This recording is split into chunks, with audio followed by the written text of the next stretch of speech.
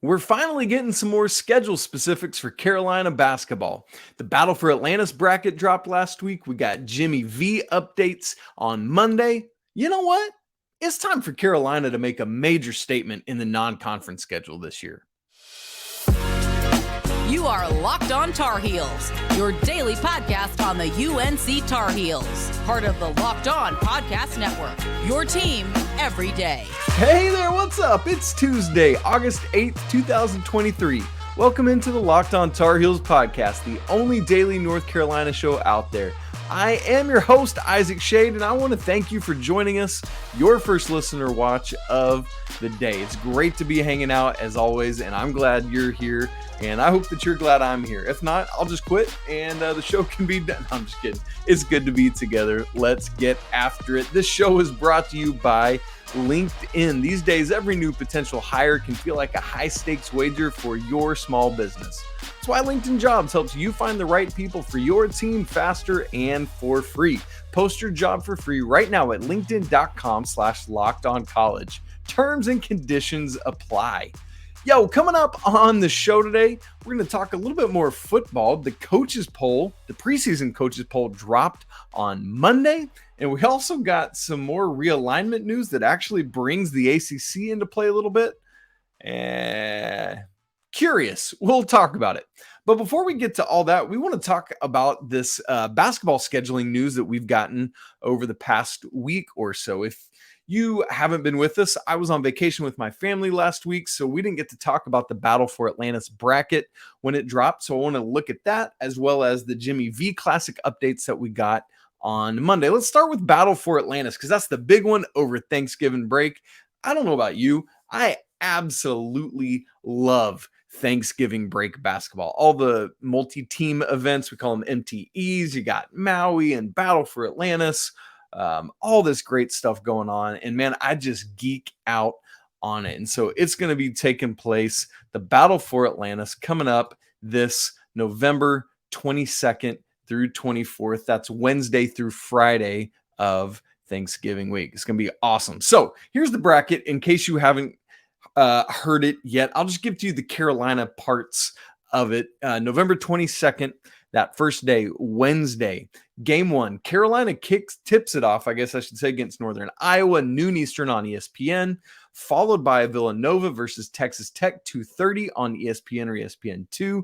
Game three, Michigan and Memphis, 5 Eastern on ESPN2. And then game four, Arkansas versus Stanford, 7:30 Eastern on ESPNU. The next day, on Thanksgiving Day, you get up, you watch the Macy's parade, you skip over the dog show because woof. Yeah, that's funny. Anyway, I won't be watching that. I'll start to watch football until basketball games are on. But if Carolina wins their first game, they would play the Villanova Texas Tech winner at noon again on ESPN. If they lose, they'll play the Texas Tech Villanova loser at 5 Eastern on ESPN2. And then the third game would be on Black Friday, November 24th. It'll be either Michigan, Memphis, Arkansas, or Stanford. If it's the championship, that'd be at 3:30 on ESPN. Third place games at 1 p.m. So that'd be the first game of the day on ESPN2. Fifth place games at 6 on ESPNU. And the seventh place game is at 8:30 on ESPN Plus. As always, it's one of those weird things where somebody's going to leave this thing 0-3. I mean, it's just the nature of how it goes. On paper, Northern Iowa is the kind of odd team out in terms of not being as prestigious as the rest, but Carolina has lost to Northern Iowa before, and we'll talk about that in a second. Let me give you some interesting tidbits that I see as I look at this bracket and field. Carolina's second matchup, again, which would be either against Villanova or Texas Tech. If it's against Texas Tech, the Tar Heels could be playing Kerwin Walton again. That'd be super interesting. The third matchup, several interesting things there. If Carolina plays Stanford, that would be against Jared Haas, former Carolina assistant. Be against Harrison Ingram's old team. And also, don't forget, Cormac Ryan played at Stanford before Notre Dame. So a bunch of ties into Stanford there. Of course, if Carolina plays plays Michigan. It could have been Caleb Love's team, but they didn't accept him. So there's that. So some interesting matchup tidbits. This will be the third time Carolina has played in the battle for Atlanta. So the history on that, the first time they played was in 2014. They finished in 5th place. Carolina came in ranked 5th in the nation, the second highest team in the field behind Wisconsin, who was 2nd. Started, as you probably remember, I vividly remember sitting watching this game and being like, oh my gosh, what are they doing against Butler? Lost 74-66, but then they beat 22nd ranked UCLA and 18th ranked Florida in the second and third game. So a nice turnaround after that loss to Butler. And then the last time the Tar Heels played at Battle for Atlantis was 2019. They finished in 3rd place. So they were ranked 6th coming in. They beat unranked Alabama, then lost to unranked Michigan, and then wrapped up by knocking off number 11 Oregon. That was kind of Armando Bacot's breakout game as a freshman, if you remember that. Really, really good showing there. All that to say, it's time for the Tar Heels to win this thing, man. Like I said in the cold open, let's go into this tournament, make a statement. You got to go in, knock off Northern Iowa to start off. I mean, that's the thing. But then beyond that, I mean, there's nobody in this field that I look at and it's like Carolina can't beat them. So they need to go and do it. It's not as prestigious. Like this year's Maui field is insane. But I look at this and Carolina I believe, should win it. In fact, playing these teams historically, they don't have a losing record against any of the other 7 teams in the field. In fact, they have a winning record against every team against Memphis. And the only reason Carolina doesn't is because somehow Carolina and Memphis have never played. Isn't that weird? I would not have expected that, but it's true. The Tar Heels are a combined 40-14 all time. That's a 74% winning percentage against the rest of this field. You love to see all of that. 2-1 against Northern Iowa. Famously, or I don't know, maybe infamously is a better way to say it.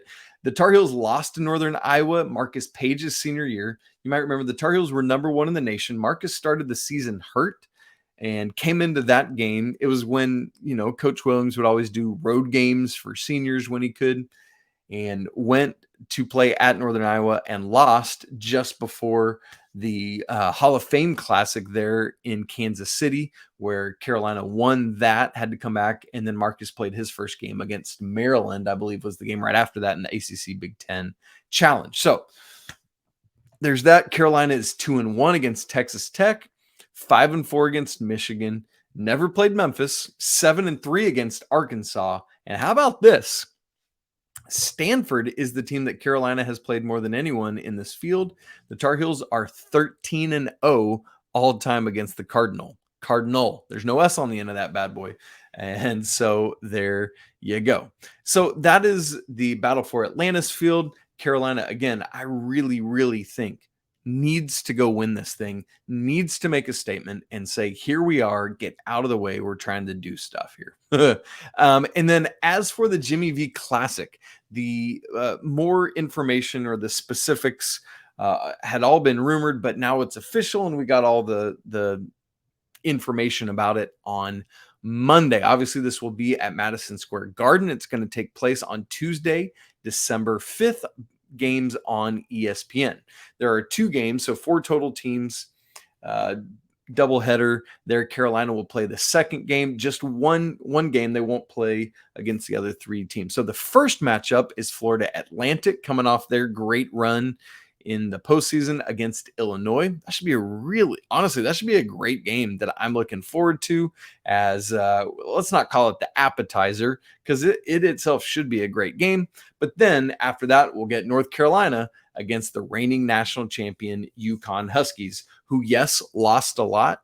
But I'm telling you, folks, do not sleep on this team. They're bringing back a lot. Donovan Klingon stuck around. Tristan Newton's still there. And they're bringing in some absolute dudes. Stephon Castle, a freshman coming in who is legit. Now, Carolina and UConn, this will be their 7th all-time meeting. The Tar Heels lead the series 5-1. So similar to those teams in battle for Atlantis, the Tar Heels have had their way with the Huskies.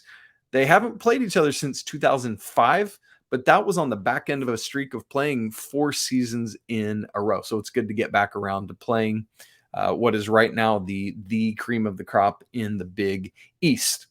Also, pretty cool to be part of the Jimmy V Classic in this specific year. Why? Because Jimmy V is going to be inducted into the Hall of Fame this year, and so it's cool to be part of that. If you're interested in tickets, you can get in on the pre-sale just by going to jimmyvclassic.com and figuring that out. There's no specific dates for tickets to go on sale yet, but we know that it'll be sometime this fall. So again, all that to say, Battle for Atlantis, followed by not too much far after that, the Jimmy V Classic, where Carolina will play UConn. This is an opportunity on a massive stage to make massive statements. You remember that last year, Carolina went to MSG. That's where the CBS Classic was last year. The Tar Heels played Ohio State. That was the kind of Pete Nance miracle shot to force overtime, and then the Tar Heels won. Great Tar Heel support at that game.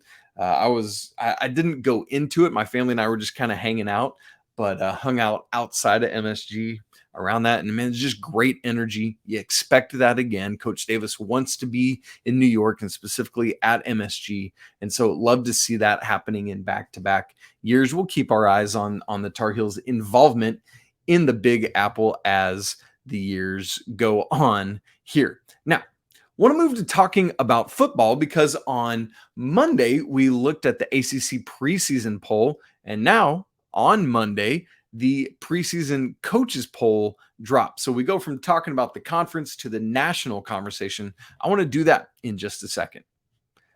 But first, this episode of Locked On Tar Heels is brought to you by LinkedIn. These days, every new potential hire can feel like a high-stakes wager for your small business. You want to be 100% certain that you have access to the best qualified candidates available. That's why you got to check out LinkedIn Jobs, which helps you find the right people for your team faster and for free. It's so easy to create a free job post, and then you just add the purple hashtag hiring frame to that profile to spread the word to everybody that you're hiring. After that, you can use simple tools like screening questions to help make it easy to focus on candidates who have just the right skill set and experience so you can then really quickly prioritize who you'd like to interview and ultimately hire. Let's be honest, the right new candidate can have a positive and measurable impact on your business. All of this is why small businesses rate LinkedIn Jobs #1 in delivering quality hires versus the leading competitors. LinkedIn Jobs helps you find those candidates you want to talk to faster. So post your job for free right now at linkedin.com/lockedoncollege. Again, that's linkedin.com/lockedoncollege to post your job for free. Terms and conditions apply. Hey, folks, so good to be together. All you everydayers that are with us all the time, thank you so much for diving in and being part of today's show. If you're a guest, a visitor, you just dropping in with us, welcome. We're so glad you're here. Would love for you to come and be part of the show on a more regular basis. Coming up next week, we're going to have a mailbag episode. Got some great questions already coming in. You can email those to the show, lockedontarheels@gmail.com. Or if you'd like to do it through video, we might even put your video, your voice, your face on the show. Just quick 10 to 15 seconds or so, your name, where you're from, and your question, and we'll get to it on the show.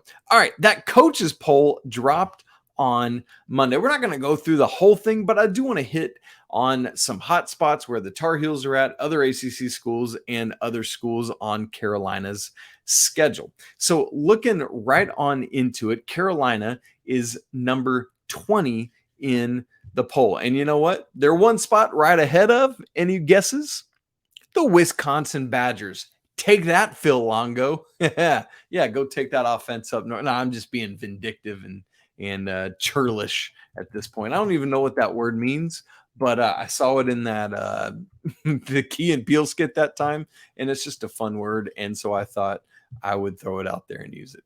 Who knows? If somebody knows what churlish means, I'm just in the midst of doing this, and I'm not even going to look it up. But the top 5 in the poll, obviously Georgia #1, Michigan 2, Alabama 3, Ohio State 4, and LSU 5. So a whole bunch of SEC and Big Ten schools right there at the top. Now, Carolina, as I said, number 20, just ahead of Wisconsin, just poking some fun at Coach Longo and his new team. There are 3 other ACC schools that are ranked in the top 25, and that is Florida State is actually the highest ranked team, even though the ACC media picked Clemson as the team to win the ACC. So it's FSU 8, Clemson 9. So they're bunched just right there together.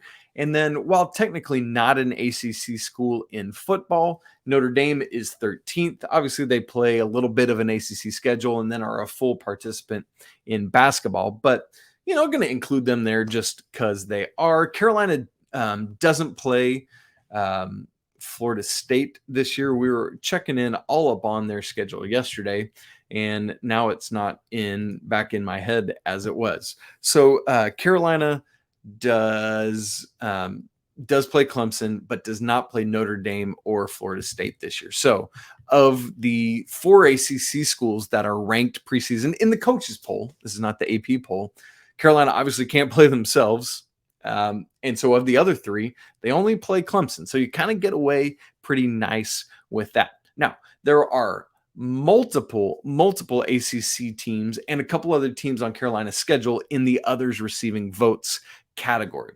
So let's start with the ACC schools. Pitt comes in at 30th in others receiving votes, NC State 37th, Miami tied for 40th, Wake Forest 49th, and then Duke tied for 53rd, which I believe they got 2 points in the poll. So, they're technically on there, whatever.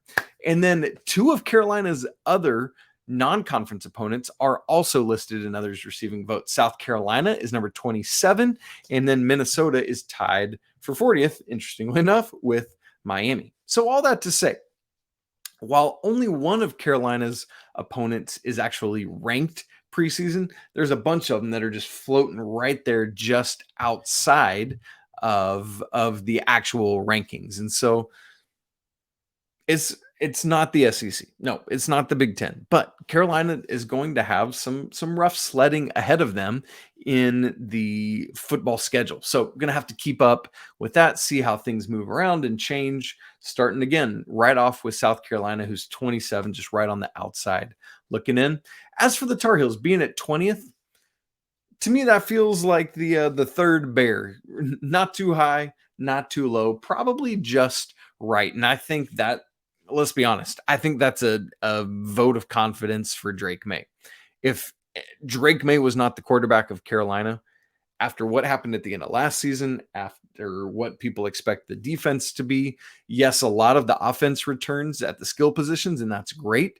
And, Josh Downs and Antoine Green are replaced with some transfers and other guys hopefully taking a step forward, like Kobe Paysour, Tez Walker, obviously.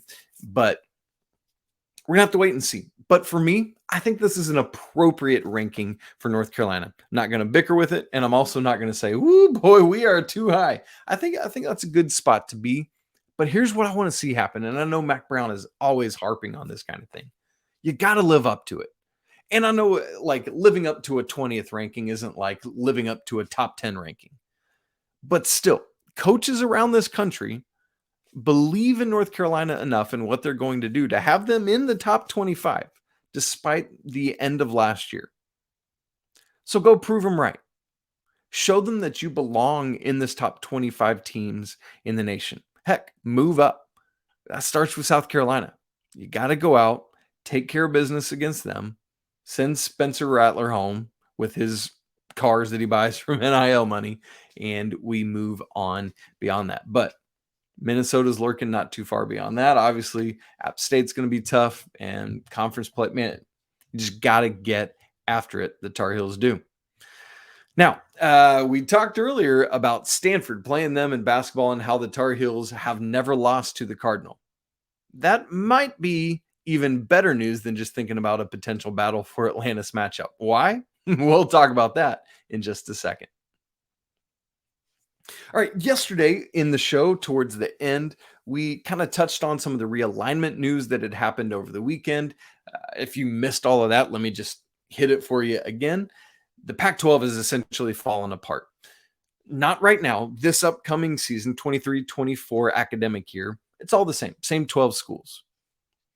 But then in 24-25, 4 schools go to the Big 12, 4 schools go to the Big 10. For the Big 10, it's USC, UCLA, Oregon, and Washington. All gone. For the Big 12, Arizona State, we already knew about Colorado, and then Utah will join as well. Leaving behind only Cal, Stanford, Oregon State, and Washington State. Now, you might be saying, Isaac, why on earth are you telling us about all the Pac-12 movement? Well, like, this is a Locked On Tar Heels, or, maybe even ACC talk. Well, that's precisely why we are talking about these 4 remaining schools: Washington State, Oregon State, Cal, and Stanford. They are basically ships lost in the night with no oars, no sails, no rotor, no motor. They're just stuck at sea adrift, hoping for a bailout. Well, on Monday, ESPN's Pete Thamel reported that there are kind of some beginnings of conversations between the ACC and Stanford and Cal. Not Oregon State, not Washington State, and understandably so. They just don't have quite the prestige or history of Stanford and Cal. And frankly, Cal really doesn't have the history that Stanford does either, but more so than Washington State or Oregon State. So Thamel reported from sources that there are the beginnings of conversations. He called it, quote, exploratory discussions. So there are 2 rounds of conversations that need to happen to really figure out where things are at, who feels what way, and what they want to do. For example, when we started hearing about Colorado, that was kind of the beginning domino of all of this most recent round. It was a unanimous vote from the Big 12 presidents first, if I remember correctly. But these are the kind of things that it needs to be. So these 2 rounds of conversations, first off, with the existing athletic directors in the ACC. So for Carolina, that'll be Bubba Cunningham in on those conversations. And then the second set of conversations that need to happen are with the ACC presidents. And that will take place, according to Thamel in his reporting, yesterday, Monday, and today, Tuesday. And then I would imagine we're going to hear pretty quick where things are at with this, because things are moving. I don't think this will be unanimous. I think there is going to be division. There already has been through Florida State, right? And so I think that will continue to be the case. I don't think we're going to see a unified front from the conference here. Let me say just a couple things as I see it about pros to bringing in Cal and Stanford. Would they bring academic prestige? 100% they would. Both of these schools are known as 2 of the predominant academic schools in the country. And obviously, anytime you get outside the Ivy, it's like, well, okay, whatever. But, Ivy schools excluded, these are 2 of the premier schools in our nation. And so from a purely academic standpoint, it makes a ton of sense.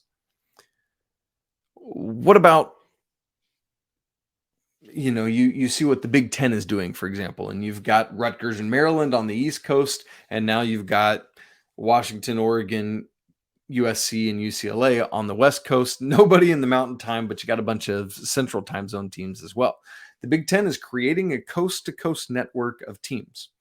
So bringing in Cal and Stanford would help the ACC expand that footprint further west. No Mountain Time teams, same as the Big 10, but you would get more of a full national scope. Same thing that I've been talking about with the Big 10, for example, is they could have the first kickoff or first tip-off or first pitch in the noon window on a Saturday, let's say. And if you got teams playing out on the West Coast, you could fill up the last window of Saturday as well, and anything in between. And so you could have your conference on TV all day long. So there is that. That is a potential win, a potential pro.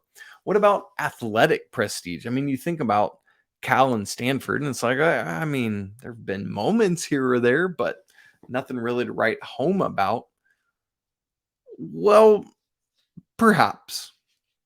But what if I told you that one of these two schools was the Division I leader in most national championships ever across all sports? Because that's what you get with one of those two schools. There are 3 teams in Division I that have more than 100 NCAA national titles in their university's history. Number 3 is USC. Number 2 is UCLA. They're both off to the Big Ten. But number 1, the school that has more national NCAA national championships than any other school in our nation in Division I, Stanford University. Yeah. And so, we might just think about it in terms of football, and that's where the money makers' decisions are going to come from, because it's the money makers. And so while they're not the sexiest thing there, you think about a school like North Carolina. This could be a big win for North Carolina staying in the ACC, because one of the big reasons to not go to the SEC, for example, is because North Carolina has a bunch of varsity sports that the SEC doesn't support. But the Big Ten, for example, does. The Pac-12 did.